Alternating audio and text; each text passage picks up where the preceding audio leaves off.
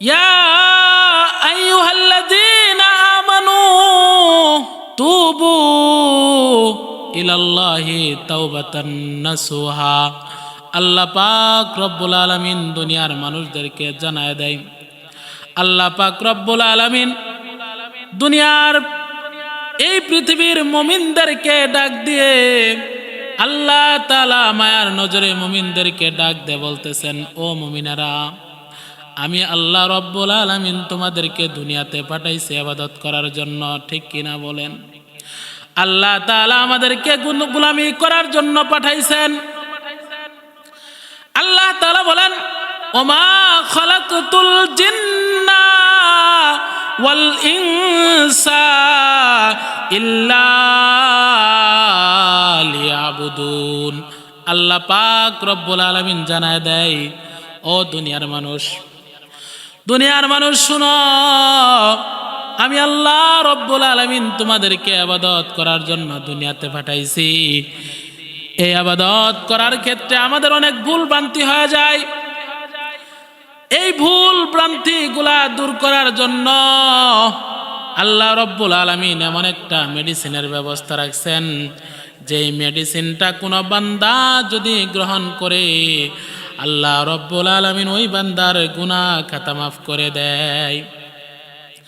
ভাইরা আমার, যেমন কাপড়ের মধ্যে যদি ময়লা লেগে যায়, আপনারা বলেন ওই কাপড়ের ময়লা দূর করতে হয় কি দিয়ে? ওই কাপড়ের ময়লা দূর করতে হয় সাবান দিয়ে, সোঁটা দিয়ে, অথবা আমাদের আধুনিক যে প্রযুক্তি আছে তার মাধ্যমে সরাতে হয়, দূর করতে হয়। আমার অন্তরের মধ্যে যদি কালো দাগ লেগে যায়, আল্লাহ পাঠালেন গোলামি করার জন্য, আল্লাহ পাঠালেন ইবাদত করার জন্য। আমরা গোলামি বাদ দিয়ে, ইবাদত বাদ দিয়ে যখন আমাদের গুনাহ হয়ে যায়, আল্লাহ বলে লা তাকনাতু মির রাহমাতিল্লাহ, বান্দারে তুই আমার রহমত থেকে নিরাশ হইস না। তুই কত গুনাহ করছস, আমি আল্লাহ রব্বুল আলামিন ডাক দে বলেন, বান্দা আমি হলাম রহমান, আমি হলাম রাহিম। বান্দা তুমি যদি রহমান রাহিম নামে আমাকে ডাক দেওয়ার একটু তওবা করো, আল্লাহ বলেন আমি তোমার জিন্দেগির গুনাহ মাফ করে দেব। 80 বছরের কোন গুনাহগার বান্দা খাঁটি তওবা যদি আল্লাহর জন্য করতে পারে, আল্লাহ তাআলা ডাক দে বলে, বান্দা তুমি কত গুনাহ করছো, আয় বান্দা, আমার কাছে ক্ষমা চা, আমি আল্লাহ তোর গুনাহ মাফ করে দিব। এই জন্য ভাইরা আমার, আমরা যতই গুনাহ করি না কেন ওই মালিকের কাছে যদি আমরা তওবা করি, আমার মালিক আল্লাহ বলে আমি তোর তওবা কবুল করতে কোনো দ্বিধাবোধ করব না। তওবা করলে আল্লাহ তাআলা গুনাহকে মাফ করে দেন। এটার একটা ঘটনা আসছে, মুহাদ্দিসিনে কেরাম, মুফাসসিরিনে কেরাম বিভিন্ন কিতাবের মধ্যে ঘটনাটি নিয়ে আসছেন। ঘটনাটি হলো হযরতে মূসা আলাইহিস সালাতু ওয়াস সালামের যুগে এক পাপী 40 বছর পর্যন্ত নাফরমানি করেছে। একবার মূসা আলাইহিস সালাতু ওয়াস সালামের যুগে বৃষ্টি হয় না, বৃষ্টি হয় না। মূসা পয়গম্বরের কাছে লোকেরা গিয়ে বলতেছে, পয়গম্বর মূসা বৃষ্টি হয় না, আল্লাহর কাছে একটু দোয়া করেন, আল্লাহ পাক রব্বুল আলামিন যেন আসমান থেকে বৃষ্টির ব্যবস্থা করে দেয়। হযরতে মূসা আলাইহিস সালাতু ওয়াস সালাম তার উম্মতদেরকে নিয়ে আল্লাহর কাছে দুটো হাত বাড়ায় দে, মালিক, ও মালিক, দেখো আমার উম্মতদের কষ্ট হয়, মালিক গো আমার উম্মতদেরকে তুমি কষ্ট দিও না, মালিক তুমি না রহমান, তুমি না রহিম, মালিক আমাদেরকে মাফ করে দাও। ও মালিক, যদি তুমি বৃষ্টি না দাও, ও মালিক দেখো আমাদের এই যে বৃদ্ধ যারা আছে তাদের কষ্ট হচ্ছে, গবাদি পশু তাদের কষ্ট হচ্ছে, ছোট ছোট বাচ্চাদের কষ্ট হচ্ছে। আয় মালিক, আমাদের গুনার কারণে তুমি বৃষ্টি বন্ধ করে দিও না।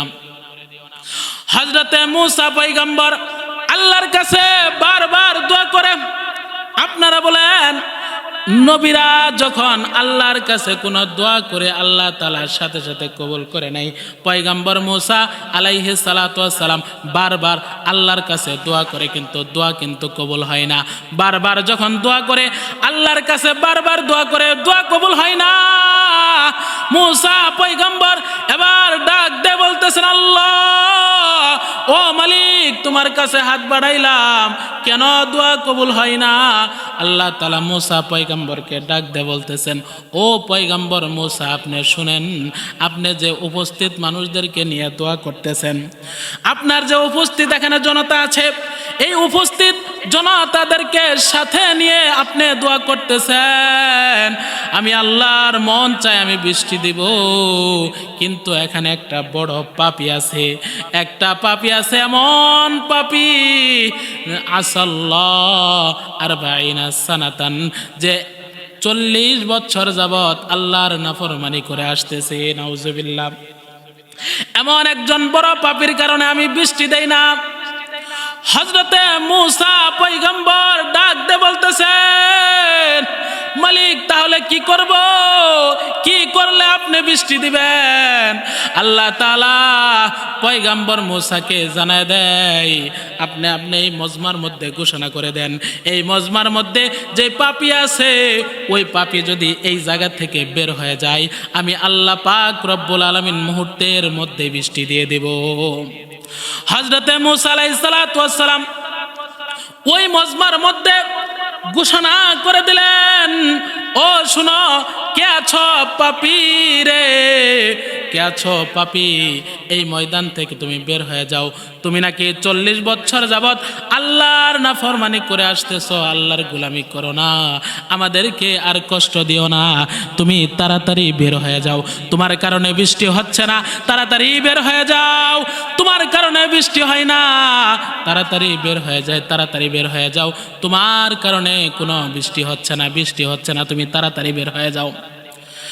মূসা আলাইহিস সালাতু ওয়াস সালাম যখন এই মজমার মধ্যে সাথে সাথে ঘোষণা করছে, মূসা আলাইহিস সালাতু ওয়াস সালাম যখন ঘোষণা করলো, মূসা আলাইহিস সালাতু ওয়াস সালাম যখন মজমার মধ্যে ঘোষণা করছে, ঘোষণা করার পর ওই ব্যক্তিটা এদিকে তাকাইতেছে, ওই দিকে তাকাইতেছে, আর বলতেছে, মালিক এতগুলা মানুষের সামনে তুমি আমাকে লজ্জিত করিও না।